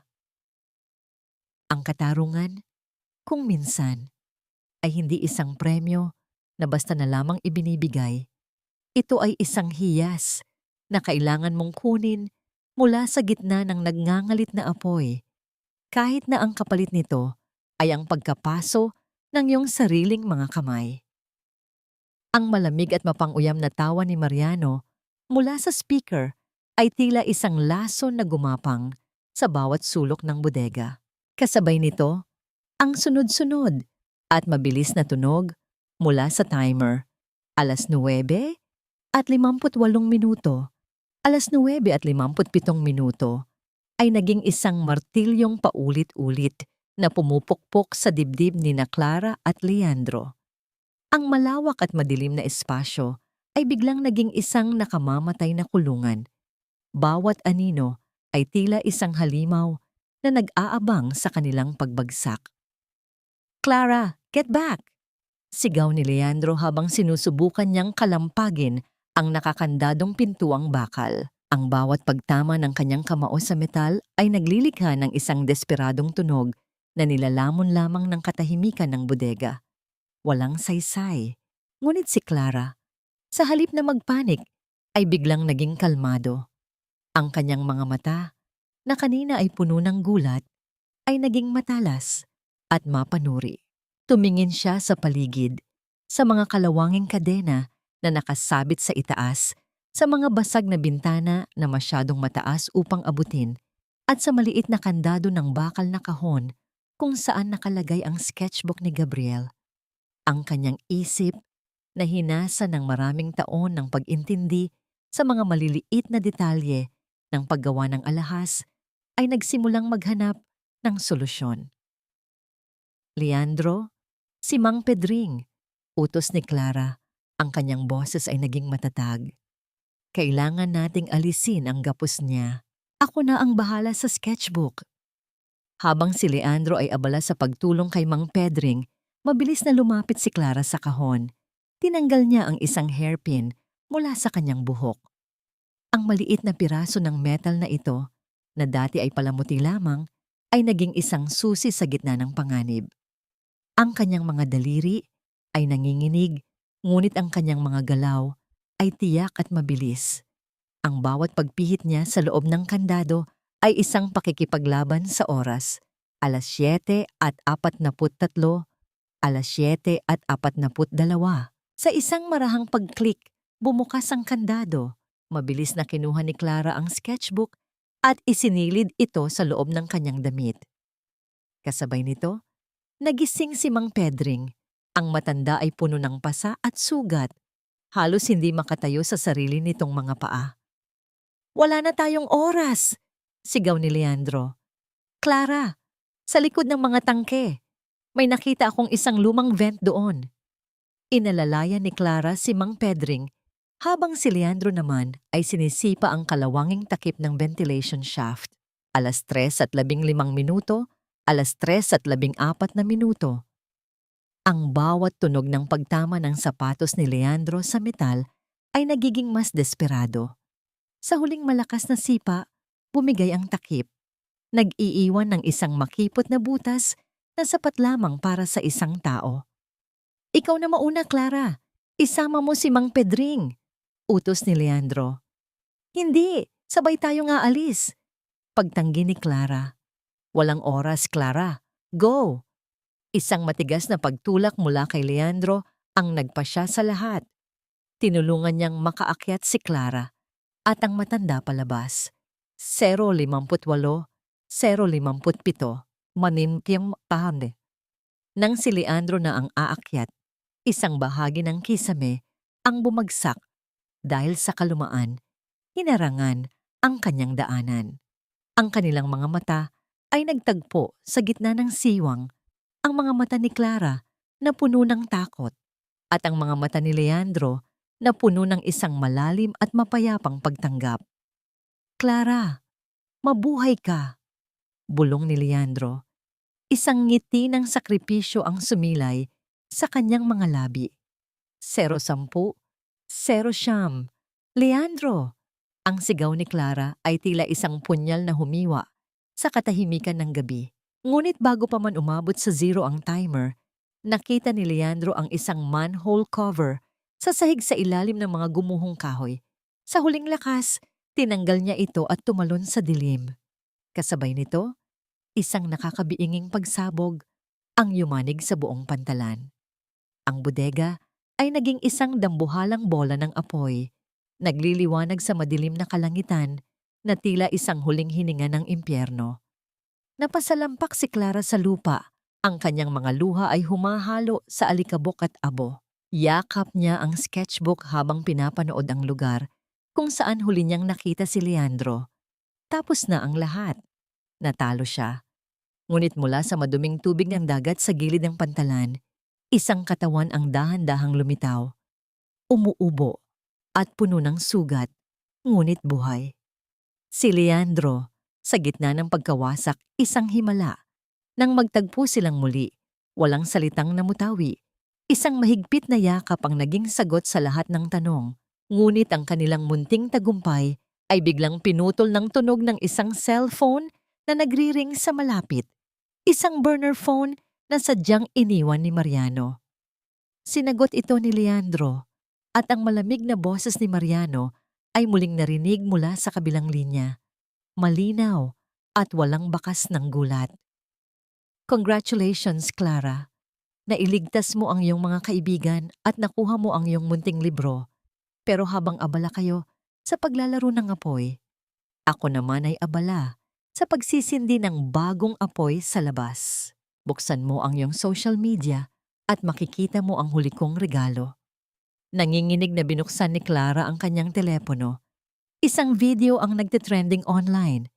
Isang video na kuha sa isang security camera kung saan makikita si Gabriel na nakikipagkamay kay Mariano at tumatanggap ng isang maletang puno ng pera. Ang video ay sadyang pinutol at inedit upang palabasin na si Gabriel ay hindi biktima, kundi isang kasabwat sa pagnanakaw sa sarili nilang pamilya. Ang huling salita ni Mariano mula sa telepono ay tila isang sumpa. Hinubad mo ang ningning ng Pamilya Song. Ngayon, panoorin mo habang hinuhubad ko ang ningning ng pangalan ng kapatid mo. Tingnan natin kung paano ka magniningning kapag ang iyong legasya ay nakatayo sa abo ng isang traidor. Ang linya ay naputol. Naiwan si Clara sa gitna ng mga nagbabagang abo. Hawak ang sketchbook ng kanyang kapatid. Ang kanyang tagumpay ay naging abo sa kanyang mga kamay. Ang laban para sa katarungan ay tapos na. Ngayon, magsisimula ang isang bagong digmaan, ang laban para sa karangalan. Bob. Ang pinakamalupit na parusa ay hindi ang pagkakakulong sa rehas, kundi ang pagkakulong sa isang mundong ikaw mismo ang sumira, kung saan ang bawat anino sa paligid mo ay refleksyon ng iyong sariling kahihiyan. Ang bawat pag-scroll ni Clara sa kanyang cellphone ay tila isang paghiwa sa kanyang puso. Ang pangalan ni Gabriel, na dati ay simbolo ng integridad at talento, ay ngayon ay nababalot ng putik. Ang mga headline sa balita ay walang awa. Ang lihim na ugnayan ni Gabriel at Mariano, isang komplot na binuo sa kasakiman. Ang mga komento mula sa publiko ay mas matatalim pa sa anumang kutsilyo, mga salitang tulad ng traidor, magnanakaw, at walang utang na loob. Ang legasiya na pilit niyang ipinaglalaban ay unti-unting nagiging isang masamang panaginip. Sa isang marangyang opisina sa itaas ng isang nagtataasang gusali, nakaupo si Mariano. Ang kanyang mga binti ay nakapatong sa mesa. Habang pinapanood ang pagguho ng pangalan ni Gabriels sa isang malaking screen, hawak niya ang isang baso ng mamahaling alak, isang nangiting puno ng tagumpay ang nakaukit sa kanyang mga labi. Sa tabi niya, nakatayo si Lynn, ang dating kabit ni Zihao. Ang kanyang muka ay puno ng takot at pag-aalinlangan. Ganyan lang iyon, Lynn. Sa isang pindot lang ang bida ay nagiging kontrabida. Ani Mariano nang hindi inaalis ang kanyang tingin sa screen. Ngayon, si Clara ay walang armas. Ang sketchbook na hawak niya ay isa na lamang talaarawan ng isang magnanakaw. Pero, hindi ba ito masyado ng malupit? Mahinang tanong ni Lynn. Humarap si Mariano kay Lynn. Ang kanyang mga mata ay nanlalamig. Makinig ka. Kung hindi dahil sa akin, baka kasama ka na ngayong nabubulok sa kulungan kasama sina Zihao. Huwag mong kalimutan kung sino ang nagligtas sa'yo. Ang kailangan mo lang gawin ay manahimik at sundin ang utos ko. Samantala, sa kulungan, natanggap ni na Zihao at Doña Victoria ang balita. Sa unang pagkakataon, isang kakaibang ngiti ang sumilay sa mga labi ni Victoria. Kahit na sila ay bagsak na, ang pagbagsak ng pangalan ni Gabriel ay nagbigay sa kanila ng isang uri ng masamang kasiyahan. Ang kanilang pagdurusa ay nabawasan dahil may iba pang nadadamay. Si Zihao naman ay nanatiling tahimik. Ang kanyang isip ay gulong-gulo sa pagitan ng galit sa pagtatraidor ni Lynn at sa biglaang pagbabago ng sitwasyon. Ang kanyang pag-ibig kay Lynn ay naging abo at ngayon, ang kanyang tanging pag-asa ay ang makalabas at makapaghiganti. Sa apartment ni Leandro, isang mabigat na katahimikan ang bumabalot. Inilabas ni Clara ang bawat pahina ng sketchbook ni Gabriel. Bawat guhit, bawat nota sa gilid, ay binasa niya ng paulit-ulit. Doon, sa isang maliit na sulok ng huling pahina, may nakita siyang isang serye ng mga numero na nakasulat sa invisible ink. Isang lihim na mensahe na lilitaw lamang sa ilalim ng UV light. Sa tulong ni Leandro, nahanap nila ang kahulugan ng mga numero. Ito ay mga coordinate na nagtuturo sa isang lumang bangko sa probinsya sa ilalim ng pangalan ng kanilang yumaong ina. Isang safety deposit box na matagal nang nakalimutan. Kinabukasan, naglakbay sila patungo sa bangko. Ang bawat kilometro sa daan ay tila isang paglalakbay patungo sa huling pag-asa. Nang buksan ni Clara ang kahon, hindi ginto o pera ang laman nito, kundi isang set ng mga lumang cassette tape at isang sulat mula sa kanyang kapatid. Clara, kung binabasa mo ito, ibig sabihin ay wala na ako. Alam kong mapanganib ang laban na ito, kaya inihanda ko ang lahat. Ang mga tape na ito ay naglalaman ng lahat ng pag-uusap namin ni Mariano, mula sa simula ng kanyang pang-aabuso hanggang sa kanyang mga pagbabanta. Ito ang tunay na sketchbook, Clara. Ang bawat salita ay isang katotohanan na hindi niya kayang burahin. Sa pagbabalik nila sa lungsod, isang malaking press conference ang inihanda ni Leandro.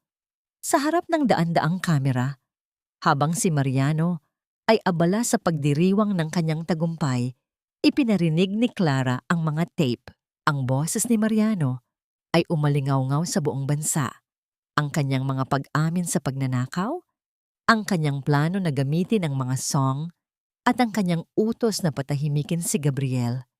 Ang kasinungalingan na binuo ni Mariano ay gumuho sa isang iglap, mas mabilis at mas malakas kaysa sa pagguho ng pamilya Song. Ang karma ay mabilis at walang pinipili. Si Mariano ay inaresto sa gitna ng kanyang sariling party. Ang kanyang mga kasosyo ay iniwan siya. Si Lynn, sa takot na madamay, ay nagbigay ng kanyang sariling testimonya laban kay Mariano. Ang imperyo na itinayo ni Mariano sa kasakiman ay naging abo. Sa kulungan, napanood ni Zihaw ang lahat. Ang kanyang mundo ay gumuho sa ikalawang pagkakataon. Naiwan siyang mag-isa, na walang pera, walang kapangyarihan at walang pag-ibig. Isang linggo pagkatapos ng lahat, habang nag-aayos si Clara sa kanyang bagong simula, isang sulat ang dumating mula sa kulungan. Galing ito kay Zihaw. Hindi ito sulat ng pagbabanta o galit, kundi isang simpleng papel na may isang tanong na nakasulat. Clara, napatawad mo na ba ako? Clara, napatawad mo na ba ako? Ang mga salitang ito, na nakasulat sa isang lukot at maduming papel, ay tila isang huling hininga ng isang naghihingalong alaala. Hawak ni Clara ang sulat habang nakatayo sa gitna ng kanyang bagong bukas na atelier. Ang sikat ng araw ay marahang tumatagos sa malinis na bintana, nagbibigay ng ningning sa mga bagong hiyas na kanyang ginagawa. Ang amoy ng sariwang pintura at bagong tabas na kahoy ay nagsisilbing pabango ng kanyang muling pagsilang. Ngunit ang munting papel na ito mula sa kulungan ay tila isang anino na pilit sumasagi sa kanyang liwanag. Tiningnan ni Clara ang kanyang sarili sa salamin. Wala na ang bakas ng pagod at takot. Ang kanyang mga mata ay malinaw na, gaya ng isang diamanteng dumaan sa matinding presyur at ngayon ay handa nang magpaalab ng sariling liwanag. Dahan-dahan niyang itinupi ang sulat. Hindi galit ang nararamdaman niya, kundi isang uri ng matinding pagkaawa. Isang pagkaawa para sa isang taong nagkaroon ng lahat, ngunit piniling itapon ang lahat para sa isang huwad na ningning. Nang hapong iyon, nagpasya si Clara na pumunta sa piitan. Hindi upang maningil, kundi upang tuluyan ng putulin ang huling hibla ng tanikalang nag-uugnay sa kanya sa nakaraan. Ang tunog ng mabibigat na sapatos sa malamig na semento ng pasilyo ng kulungan ay naglikha ng isang seryosong ritmo. Ang bawat pagpihitit ng bakal na kandado at ang kalansing ng mga susi ng gwardiya ay nagpapaalala kay Clara kung gaano kalayo na ang kanyang narating. Nang makarating siya sa bisitahan, nakita niya si Zihaw sa likod ng makapal na salamin. Wala na ang mapagmataas na Zihaw na nakasuot ng mga mamahaling terno. Ang lalaking nasa harap niya ngayon ay may malalim na mga mata, maputlang balat, at balikat na tila bumigay na sa bigat ng kasalanan.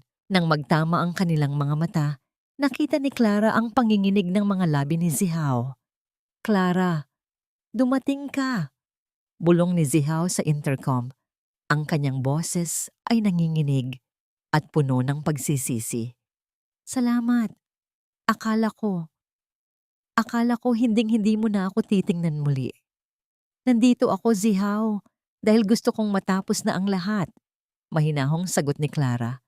Ang kanyang tinig ay walang puot, tila isang mahinahong daloy ng tubig na naguhugas sa mga lumang sugat. Binasa ko ang sulat mo. Tinatanong mo kung napatawad na kita. Yumuko si Zihaw. Ang kanyang mga luha ay nagsimulang pumatak sa maduming lamesa. Ang marahang paghikbi na pilit niyang pinipigilan ay umalingaw-ngaw sa maliit na silid.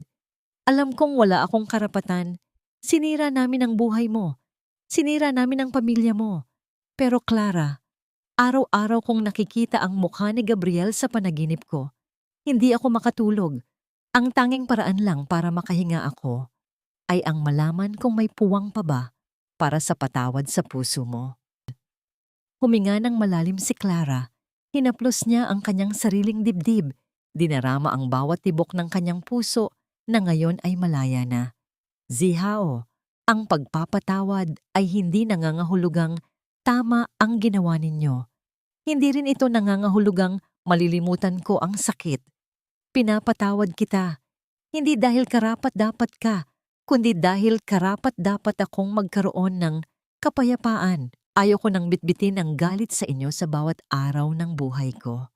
Pinapalaya na kita sa aking puso upang tuluyan na rin akong makalaya. Ang mga salita ni Clara ay tila isang malakas na hangin na tumangay sa lahat ng dilim sa pagitan nila. Tumayo si Clara, hindi na naghihintay ng sagot. Ang kanyang paglalakad, palayo sa silid na yon, ay ang pinakamagaang na hakbang na nagawa niya sa loob ng maraming taon. Ang bawat tunog ng kanyang mga yabag ay tila isang awit ng tagumpay, isang tagumpay ng kaluluwa laban sa poot. Paglabas niya ng gate ng kulungan, ang langit ay nagsimula ng magkulay lila at kahel dahil sa paglubog ng araw. Isang marahang ulan ang nagsimulang pumatak, tila langit na nagdidilig sa lupang katatapos lang linisin ng bagyo. Sa tapat ng kalsada, nakasandal sa kanyang sasakyan si Leandro. Nakasuot ito ng kanyang pamilyar na ngiti. Ang kanyang mga mata ay nagniningning sa paghanga at pagmamahal.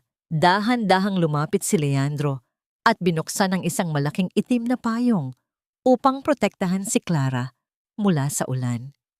Ang init ng katawan ni Leandro na dahan-dahang tumabi sa kanya ay nagbigay kay Clara ng isang uri ng kilig na hindi nakabatay sa panandaliang emosyon, kundi sa isang matibay na pundasyon ng tiwala at pagkakaibigan. "Tapos na ba?" tanong ni Leandro. Ang kanyang boses ay puno ng malalim na pangunawa. "Oo, Leandro. Tapos na ang lahat. Malaya na ako," sagot ni Clara habang nakatingala sa lalaking naging angkla niya sa gitna ng unos. Hinawakan ni Leandro ang kamay ni Clara. Ang kanilang mga daliri ay naglapat ng mahigpit, tila isang pangakong hindi na kailanman bibitaw. Sa ilalim ng payong, sa gitna ng marahang patak ng ulan, dahan-dahang inilapit ni Leandro ang kanyang mukha sa mukha ni Clara. Ang kanilang mga hininga ay nagtagpo, mainit at puno ng pag-asa. Ang bawat patak ng ulan na tumatama sa payong ay naglilikha ng isang ritmo ng katahimikan at seguridad. Sa sandaling iyon, naramdaman ni Clara na ang tunay na ningning ay hindi matatagpuan sa mga hiyas na kanyang ginagawa, kundi sa pag-ibig na handang maghintay, handang magsakripisyo, at handang maghilom. Habang sila ay pasakay na sa sasakyan, isang huling tawag sa telepono ang natanggap ni Leandro mula sa korte. Ang boses sa kabilang linya ay seryoso. "Attorney, Leandro, may bagong impormasyon tungkol sa mga asset ni Gabriel sa ibang bansa. Mukhang may iniwan siyang hindi lang sapat para kay Clara, kundi isang bagay na magbabago sa buong industriya ng alahas sa mundo." Ang bawat diamante ay nagsisimula sa dilim, sa ilalim ng matinding bigat ng mundo, hanggang sa ang lahat ng sakit ay maging isang kristal na hindi na kailanman mababasag. Ang boses ni Clara ay marahang umalingaw sa loob ng bulwagan ng National Museum, kung saan idinaraos ang The Gabriel at Clara Legacy Exhibition. Ang bawat salita niya ay tila isang haplos sa puso ng mga panauhin na nakikinig ng may matinding paghanga. Nakasuot siya ng isang simpleng gown na kulay puti at pilak. Ang kanyang buhok ay maayos na nakapusod. Nagpapakita ng kanyang mukha na ngayon ay nagniningning sa tunay na kaligayahan. Sa kanyang leeg ay suot niya ang huling obra ni Gabriel, isang kwintas na may disenyong tila dalawang pakpak na nagtatagpo, simbolo ng proteksyon at kalayaan. Ang bawat hiyas na nakadisplay sa mga glass case ay nagkukwento ng isang bahagi ng kanyang paglalakbay, mula sa mga pirasong ginawa niya sa ilalim ng takot sa Mansyong Song, hanggang sa mga bagong disenyo na sumisimbolo sa kanyang muling pagkabuhay. Ang balita tungkol sa mga asset ni Gabriel sa ibang bansa ay naging isang malaking sorpresa sa lahat. Hindi lang ito pera, kundi isang pandaigdigang foundation para sa mga biktima ng pang-aabuso sa industriya ng alahas. Ang kapatid ni Clara ay hindi lamang nag-iwan ng kayamanan. Nag-iwan ito ng isang misyon na ngayon ay ganap, nang ipinagpapatuloy ni Clara. Sa isang sulok, nakatayo si Leandro Nakatingin kay Clara na may matinding pagmamalaki sa kanyang mga mata. Ang bawat tagumpay ni Clara ay tila tagumpay na rin niya. Ang kanilang ugnayan ay hindi na lamang basta abogado at kliyente o maging magkaibigan. Sila ay naging dalawang kaluluwa na naghilom ng magkasama, dalawang pusong nahanap ang kapayapaan sa gitna ng unos.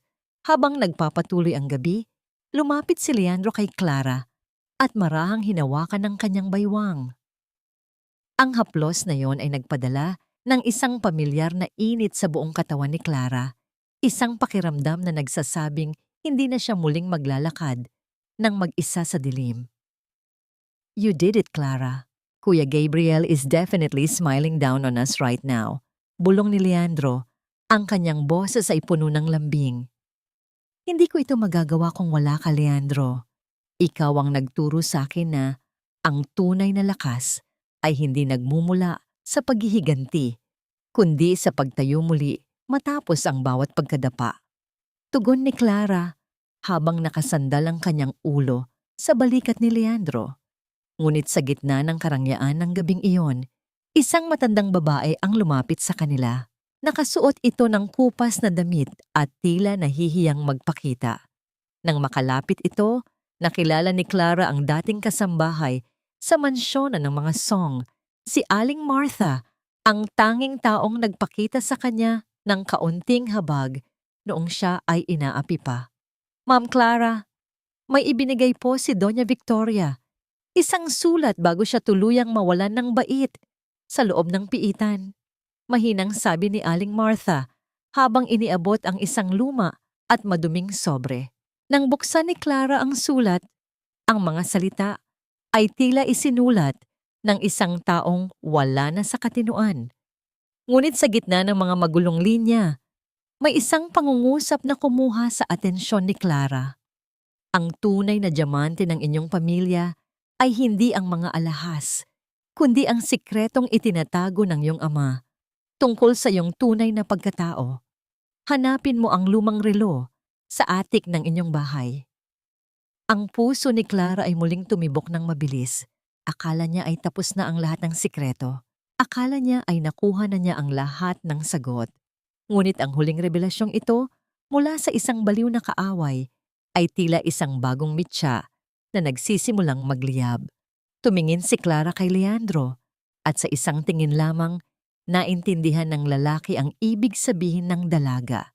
Ang kanilang paglalakbay para sa katarungan ay tapos na, ngunit ang paglalakbay para sa paghahanap ng sariling pagkakakilanlan ay tila magsisimula pa lamang. Sa huling bahagi ng gabi, habang ang mga ilaw ng museo ay dahan-dahang pinapatay, isang lalaking nakasuot ng itim na Amerikana ang nakitang nakatayo sa labas ng gusali. Hawak niya ang isang lumang gintong relo na may nakaukit na pamilyar na simbolo ng pamilya ni Clara. Nang lumingon ang lalaki, ang kanyang muka ay hindi nakita sa dilim, ngunit ang tunog ng kanyang paglalakad, palayo, ay nag-iwan ng isang nakakakilabot na katahimikan sa paligid. Ang bawat sugat na natanggap natin mula sa nakaraan ay hindi lamang tanda ng sakit, kundi mga ukit ng isang kwentong nagpapatunay na ang isang pusong muling nabuo ay mas matibay at mas maningning kaysa sa pusong kailanman ay hindi nasugatan.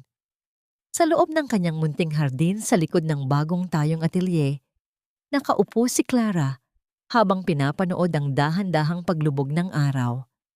Ang langit ay nagpipinta ng mga kulay na ginto at rosas, tila isang napakalaking canvas ng kapayapaan. Hawak niya ang lumang gintong relo na nabanggit ni Doña Victoria sa kanyang huling sulat. Hindi ito naglalaman ng anumang nakagigimbal na sikreto tungkol sa kanyang pagkatao. Sa halip sa loob nito ay may isang maliit na larawan ng kanyang ama at ina at isang nakatagong sulat na nagsasabing siya ay bunga ng isang wagas na pag-ibig, hindi ng isang pagkakamali.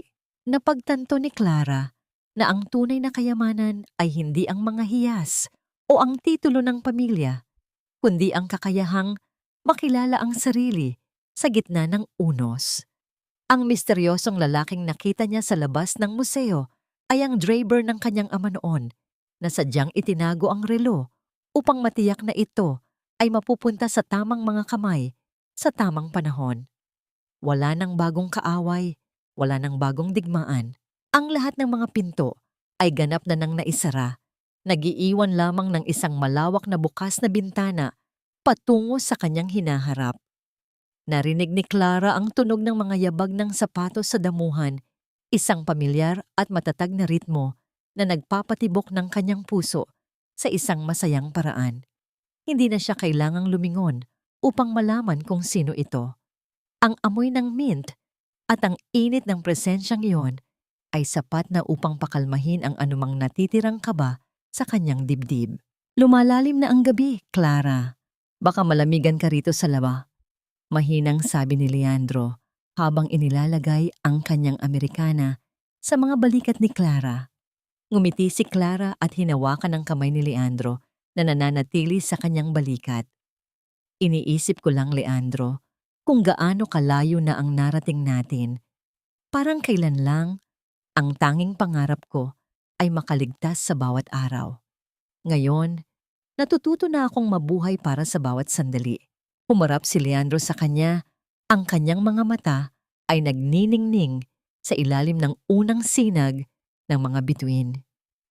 You deserve this peace, Clara. At narito ako upang tiyakin na wala nang muling kukuha nito sa iyo.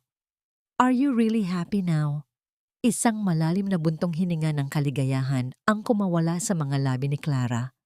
Yes, Leandro. For the first time in my life, I am truly home. Hindi dahil sa bahay na ito, kundi dahil nahanap ko ang aking sarili at dahil nahanap kita. Dahan-dahang inilapit ni Leandro ang kanyang mukha sa mukha ni Clara. Sa gitna ng katahimikan ng gabi, ang kanilang mga labi ay nagtagpo sa isang halik na puno ng pangako, pag-ibig at ganap na paghilom. Ito ay isang halik na nagbubura sa lahat ng pait ng nakaraan, isang selyo ng isang bagong simula na hindi na mabubura ng anumang unos. Sa malayo, ang mga ilaw ng lungsod ay nagsisimulang magliwanag, gaya ng mga diamanteng nagkalat sa kadiliman.